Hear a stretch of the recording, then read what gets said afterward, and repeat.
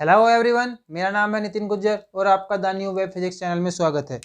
जैसा कि हम नेट CSIR फिजिक्स के लिए इलेक्ट्रॉनिक्स की सीरीज लेके आए थे, उस सीरीज में हमने लास्ट लेक्चर में कॉम्बिनेशनल सर्किट किया था। कॉम्बिनेशनल सर्किट में हमने एडर किया था, सबट्रैक्टर किया था, मल्टीप्लेक्सर किया था और डीमल्टीप्लेक्सर मैंने उस वीडियो में नहीं लिया था और मैं डीमल्टीप्लेक्सर लूँगा भी नहीं क्योंकि डीमल्टीप्लेक्सर से क्वेश्चन नहीं आते हैं। अभी कॉम्बिनेशनल सर्किट के बाद मैं स्टार्ट कराने वाला हूँ सिक्वेंशियल सर्किट।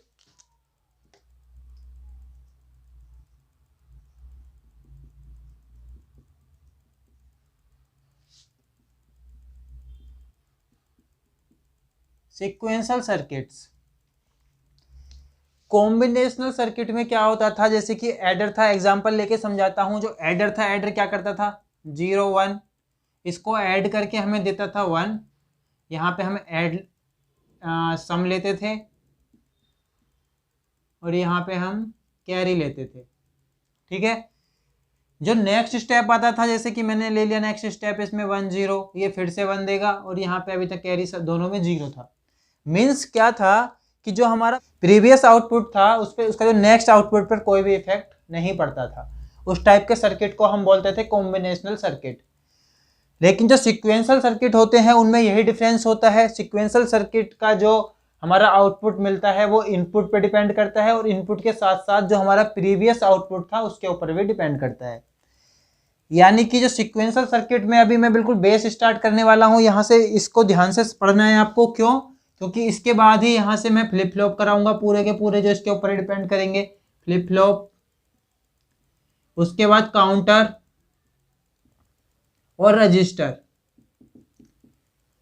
इन तीनों का जो बेसिक होगा वो आज मैं यहाँ से इस वीडियो में आपको बताने वाला हूँ। चलो स्टार्ट करते हैं। जो कॉम्बिनेशनल सर्किट होते थे, कॉम्बिनेशनल सर्किट का क्या काम होता था कि हमने यहाँ से कुछ इनपुट दिया कोई और यहाँ से हमें आउटपुट मिल गया डायरेक्टली। लेकिन इसमें क्या है, जो सीक्वेंशियल सर्किट होते हैं, मैं फ्लिप फ्लॉप स्टार्ट करा रहा हूं अभी। फ्लिप फ्लॉप ये बेसिकली किसी भी ये मेमोरी एलिमेंट की तरह काम करता है और ये 1 बिट स्टोर करता है। एक फ्लिप फ्लॉप 1 बिट स्टोर करेगा, यानी कि इसके जो आउटपुट है उसमें अभी मुझे क्या करना पड़ेगा, एक मेमोरी एलिमेंट को ऐड कर देना पड़ेगा, मेमोरी, और वो वहां से घूम के फिर से उसके इनपुट में आके मिल जाएगा। मीन्स हो क्या रहा है, जैसा कि मैंने अभी पहले बताया आपको, सीक्वेंशियल सर्किट में जो हमारा नेक्स्ट आउटपुट मिलता है वो प्रीवियस इनपुट पर डिपेंड करता है और प्रीवियस आउटपुट पर भी डिपेंड करता है। ठीक है। फ्लिप फ्लॉप को स्टार्ट करते हैं। और जो सबसे पहले जो फ्लिप फ्लॉप होता है, टाइप्स कितने होते हैं इसके, फ्लिप फ्लॉप्स के कुछ टाइप्स होते हैं। Number 1 SR flip flop, number 2 JK flip flop, number 3 T flip flop, number 4 D flip flop. ठीक है। मैं स्टेप बाय स्टेप लूंगा सारे फ्लिप फ्लॉप। सबसे पहले जो इस वीडियो में मैं लेने वाला हूं SR फ्लिप फ्लॉप। अब फ्लिप फ्लॉप्स को स्टार्ट करने से पहले जो उसका बेसिक होगा, पहले लैच क्या होता है, क्लॉक क्या होता है, ये सब मैं पहले एक्सप्लेन कर देता हूं, फिर यहां से फ्लिप फ्लॉप स्टार्ट करवा दूंगा। सो फ्लिप फ्लॉप स्टार्ट करने से पहले मैं लेच की बात कर लेता हूं और SR की बात कर रहा हूं।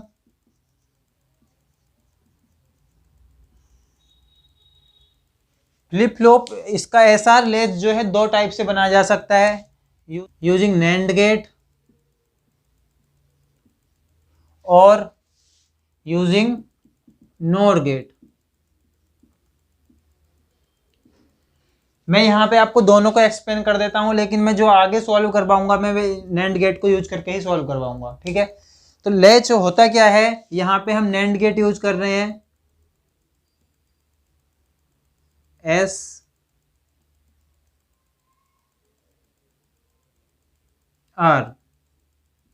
क्लियर है। अभी जो इसका आउटपुट था वो यहाँ पे एज ए इनपुट आ जाएगा और इसका आउटपुट है वो यहाँ पे एज ए इनपुट आ जाएगा। मैंने इसको लिख लिया QN और ये QN बार होगा। स्टेप बाय स्टेप एक एक चीज क्लियर करके समझेंगे। ये देखो, ये जो लैच है ये एक लैच बन गया है, ये हमने नैंड गेट यूज करके बनाया है और बाद में इसी लैच को यूज करके हम SR फ्लिप फ्लॉप पढ़ेंगे। तो पहले लैच को मैं एक्सप्लेन कर देता हूँ। अभी यहाँ पे हो क्या रहा है, देखो ये जो है यहाँ पे हमें क्यू एन मिल रहा है और ये क्यू एन बार मिल रहा है, लेकिन जैसा कि मैंने आपको बताया ये जो फ्लिप फ्लॉप स्टोर करता है वो 1 बिट स्टोर करता है, तो हमारा बस ये जो इनपुट है सॉरी आउटपुट है वह इसको ही स्टोर करता है, ये उसका कॉम्प्लीमेंट होता है, उल्टा होता है, इसको स्टोर नहीं करता है, वो केवल एक को ही स्टोर करेगा। अभी पहले इसकी वर्किंग देख लेते हैं कि कैसे काम करेगा। नॉर गेट को मैं नेक्स्ट आगे ले लूंगा। यहां से मैंने बनाया एस आर और क्यू एन, ठीक है।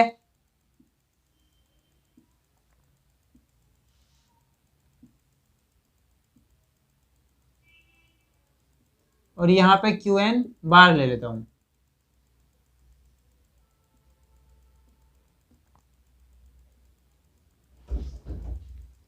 मैंने माना मेरा जो एस आर है स्टार्टिंग में वो अगर 0 0 है तो मुझे क्या मिलेगा, क्यू एन क्या मिलेगा और क्यू एन बार क्या मिलेगा।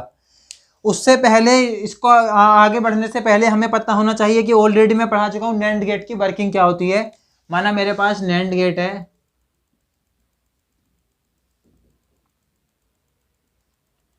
इसकी ट्रुथ टेबल बना के दिखा देता हूँ। ये 0 0 है, या इसको ए बी लिख लेता हूँ, ए बी,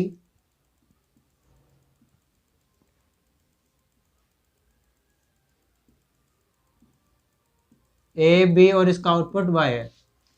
जब हमने नैंड गेट पढ़ा था तो उसमें हमने ये पढ़ चुके हैं ऑलरेडी, डायरेक्ट लिखूंगा इसको, ये 0 0 हो सकता है, 0 1 1 0 और 1 1। 0 0 होता था तो हमें मिलता था 1, यहाँ पे भी 1 मिलता था, यहाँ पे भी 1 मिलता था और यहाँ पे 0 मिलता था। यानी कि अगर मेरा अगर कोई भी एक इनपुट 0 है तो उसका आउटपुट हमें 1 मिलेगा। पहले में जो इनपुट हो सकते हैं उनकी पॉसिबिलिटी क्या क्या हो सकती है, 0 0 हो सकता है, 0 1 हो सकता है, 1 0 हो सकता है और 1 1 हो सकता है। अगर मेरे पास ये इनपुट है तो मुझे क्यू एन क्या मिलेगा और क्यू एन बार क्या मिलेगा, 0 0 0 0। अभी जैसा कि मैंने नैंड गेट की ट्रुथ टेबल से देखा है कि अगर कोई भी इनपुट मेरा 0 होता है तो उसका आउटपुट फिक्स है, डजेंट मैटर सेकंड इनपुट क्या है, हमें आउटपुट 1 ही मिलेगा। यानी यहाँ से 1 मिल गया और यहाँ से भी 1 मिल गया है। जबकि ये देखो क्यू एन है और ये क्यू एन बार है। अभी क्या हो गया है कि क्यू एन और क्यू एन बार सेम नहीं हो सकते, क्योंकि अगर ये क्यू एन 1 है तो ये 0 होना चाहिए और ये 0 है तो ये 1 होना चाहिए। जबकि मेरे दोनों आउटपुट सेम मिल रहे हैं, 1 मिल रहे हैं, यानी ये कंडीशन हो गई इनवैलिड। पहली कंडीशन हो गई इनवैलिड, इसको इधर लिख लेता हूं, एस आर मैंने 0 0 ले लिया है। 0 0 के बाद क्या ले सकता हूं मैं, 0 1, फिर से ये 0 मिल गया यहाँ पे, ये 0 है तो ये फिक्स हो गया कि यहाँ आउटपुट 1 ही मिलेगा। क्लियर है। जब यहाँ पे 1 मिला, ये 1 घूम के यहाँ पे भी आएगा क्योंकि अभी ये 1 है। अभी यहाँ से क्या हो गया, 1 1 हो गया और 1 1 क्या होता है, 0, यानी ये मुझे मिल गया 0। ये पहले 1 था, अभी सेकंड में क्या मिला, यानी 1 और 0, यहाँ से मुझे मिला 1 और यहाँ से मुझे मिला 0। क्लियर है। नेक्स्ट क्या है मेरा, 1 0। अभी इसके पास 0 है, इसके पास 0 है तो यानी यहाँ से मुझे फिक्स हो गया कि आउटपुट 1 मिलेगा। ये 1 घूम के यहाँ चला जाएगा, अभी ये भी 1 है, ये भी 1 है, ये फिर से मुझे 0 मिल जाएगा, यानी इस बार मुझे मिला 0 1। लास्ट ये हो गया लास्ट 1 1, यानी कि ये भी 1 है, ये भी 1 है। देखो अभी मेरे पास 1 1 हो गया। अभी ये इफेक्ट पड़ेगा कि ये क्या है, अब मैं डायरेक्टली नहीं बता सकता कि ये 1 है तो ये आउटपुट क्या हो जाएगा। यानी जो मेरा प्रीवियस आउटपुट था वो यहाँ पे इफेक्ट करेगा। प्रीवियस आउटपुट यहाँ पे 1 था, यहाँ पे आ गया 1, और यहाँ पे 0 था, यहाँ पे आ गया 0। फिर से 0 1, यानी ये तो 1 हो गया, और ये देखो 1 1, ये हो गया 0, यानी मुझे मिल गया 0 1। अब एक चीज यहाँ पे ध्यान से देखनी है हमें, पहले जो हमारा आउटपुट क्या था, 0 1 था, यानी अगर मैं जब भी उसको 1 1 देता हूं वो प्रीवियस ही आउटपुट फिर से रिपीट कर देता है, यानी उसने स्टोर करके रखा था ये आउटपुट और उसको रिपीट कर दिया, 0 1 दे दिया। आप इस चीज को यहाँ पे भी अप्लाई करके देख सकते हैं। इस आउटपुट पे अगर मैं ये वाला आउटपुट लूंगा तो सेम आउटपुट मुझे यहाँ से 1 1 की उसमें रिपीट हो जाएगा। मीन्स यानी कि जब मेरे इनपुट 1 1 होते हैं तो मुझे जो आउटपुट मिलता है वो मिलता है प्रीवियस आउटपुट। ठीक है, कैसे होता है एक बार और अच्छे से समझा देता हूं। ये माना मैंने ये वाला, देखो ये तो था डायरेक्टली मिल गया, अभी मैं इसको आउटपुट लेके करके कंसीडर करके करता हूं। ये तो समझ में आ गया, सब हटा देता हूं। आउटपुट मैंने माना कि मेरे पास 1 और 0 था और मैंने अप्लाई किया 1 1। अगर मैंने 1 1 अप्लाई किया, यहां से देखिए जैसे ही मैंने 1 1 अप्लाई किया है, यहाँ पे 0 था, यहाँ पे क्या आ गया 0, यहाँ पे 1 था, यहाँ पे आ गया है 1, 0 1 ये 1 देंगे और 1 1 0 देगा, यानी जो आउटपुट पहले था वही मिल गया। पहले 1 0 था, अभी भी 1 0 मिला है।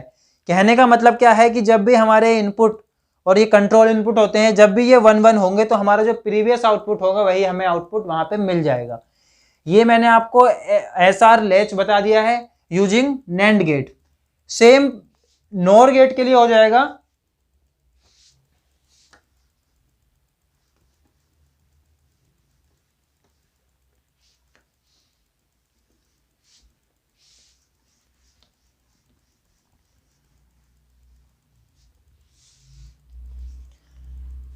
ऐसा आपको क्वेश्चन मिलेगा नहीं नेट और गेट में देखने के लिए, लेकिन फिर भी आपको अंडरस्टैंडिंग के लिए बता देता हूं। अगर ये नॉर गेट से मुझे यूज करके बनाना है तो कैसे बनता है।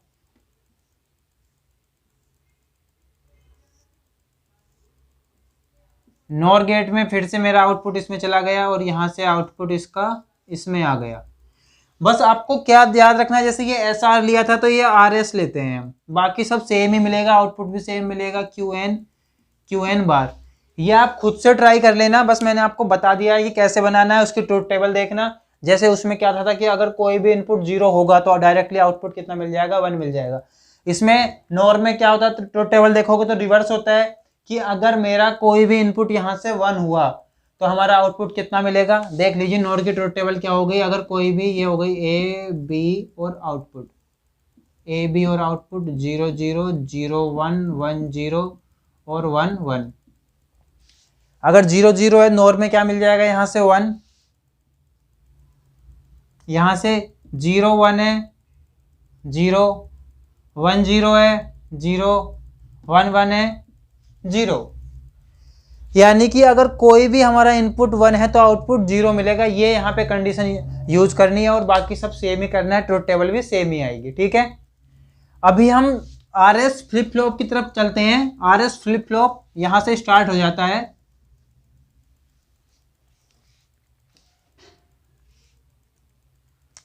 एस आर फ्लिप फ्लॉप,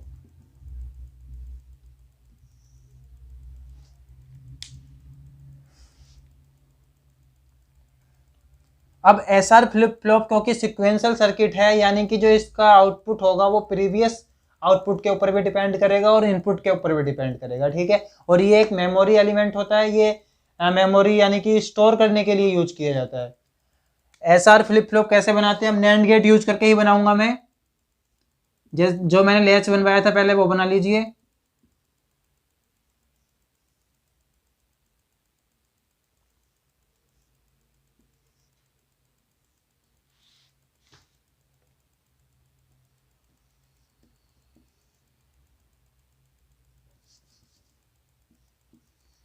ये हो गया मेरा, बीच में क्लॉक लगा लेंगे।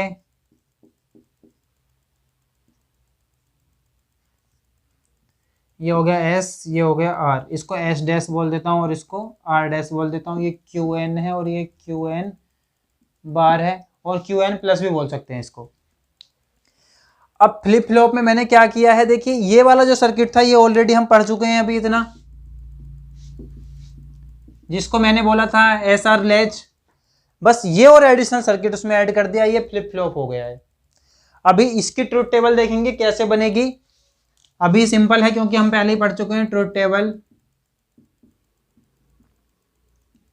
सबसे पहले बात करते हैं क्लॉक की। क्लॉक क्या है, देखो जो यहाँ पे क्लॉक की अगर मैं बात करता हूँ, क्लॉक थोड़ा सा इसको इंट्रोडक्शन कर देता हूँ।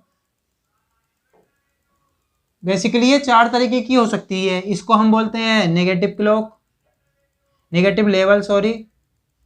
ये जो लेवल होता है इसको बोलते हैं पॉजिटिव लेवल। अभी ये देखो हम ऊपर की तरफ जा रहे हैं और ये नीचे की तरफ जा रहे हैं। ठीक है, ये एज होते हैं, यानी ये होगा पॉजिटिव एज, और क्योंकि नीचे की तरफ जा रहे हैं ये होगा नेगेटिव एज। इन सब की जरूरत नहीं पड़ेगी, लेकिन मैंने बेसिक बस आपको बताया है। हम यहाँ पे जो बात करेंगे लेवल की बात करेंगे, यानी या तो हाई होगा या 0 होगा। यानी जो हमारी क्लॉक यहाँ से हो सकती है या तो 0 होगी या 1 होगी।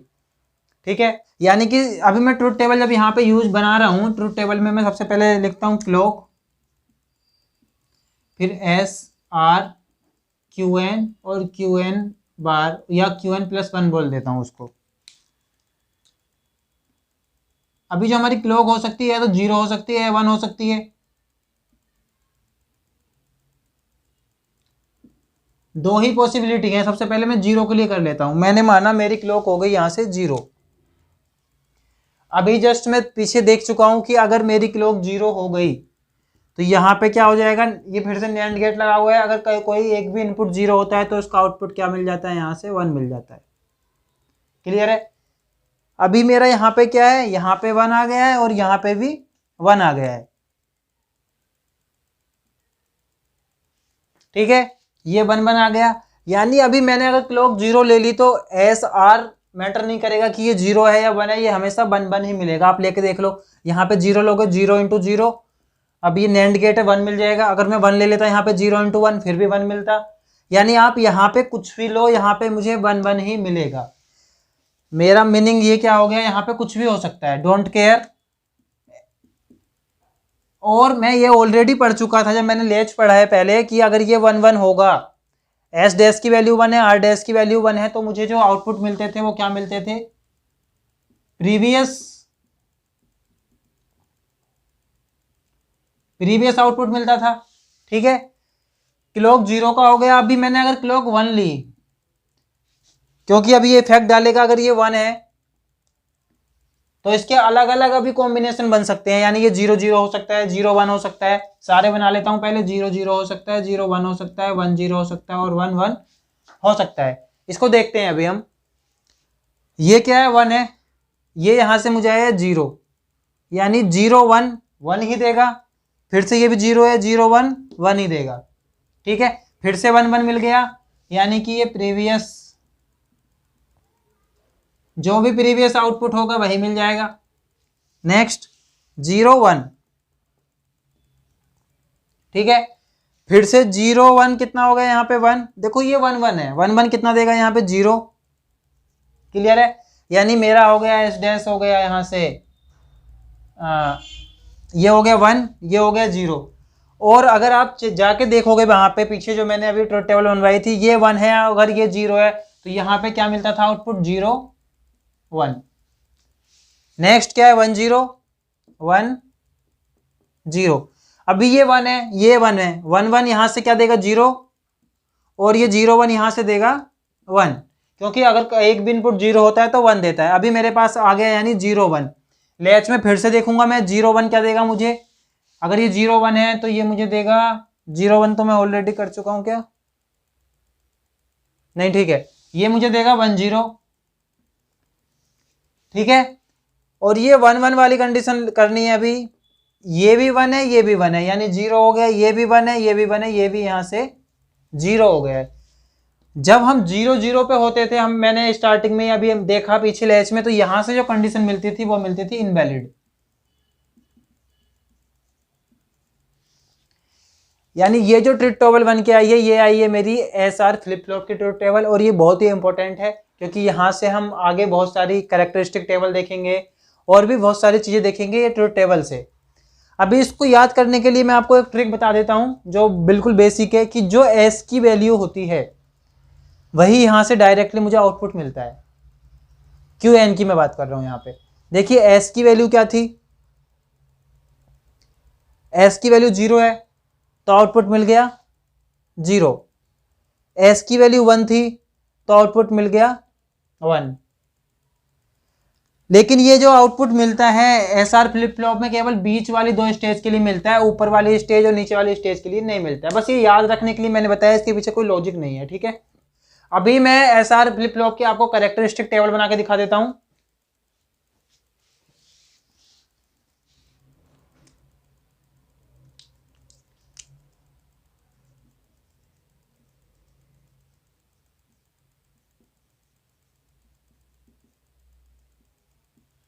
S R flip flop characteristic table, ये मैंने बना लिया क्यू एन एस आर, और ये जो नेक्स्ट स्टेज हो जाएगी क्यू एन प्लस 1। क्यों? जैसा कि मैंने आपको स्टार्टिंग में ही बताया था, जो अपना फ्लिप फ्लॉप होगा उसका जो आउटपुट डिपेंड करेगा वो प्रीवियस आउटपुट और जो है इनिशियल जो हमने कंट्रोल इनपुट दिए उनके ऊपर डिपेंड करता है। ये बना लेता हूँ 0 0 0, ये हो जाएगा 0 0 1 0 1 0 0 1 1 1 0 0, यहाँ से आ गया मेरा 1 0 1, यहाँ से 1 1 0 और 1 1 1। ठीक है, ये कैरेक्टरिस्टिक टेबल बहुत ही इंपॉर्टेंट है, इसको ध्यान से देखना। देखो मेरे पास क्या है, एस आर क्या है 0 0 है। अगर एस आर 0 0 होगा तो क्या आउटपुट मिलेगा? प्रीवियस आउटपुट मिलेगा। प्रीवियस आउटपुट यानी क्यू एन कितना है यहाँ पे 0। क्लियर है?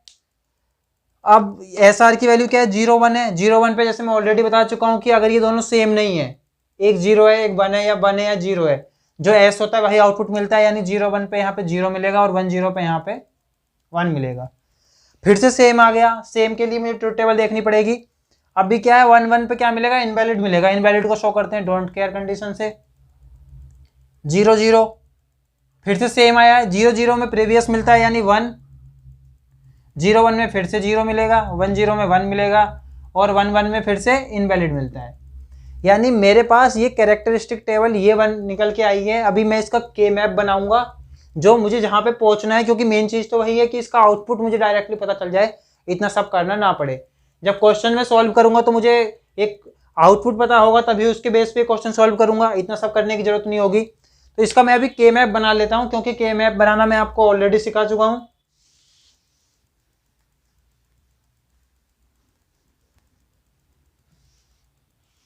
के मैप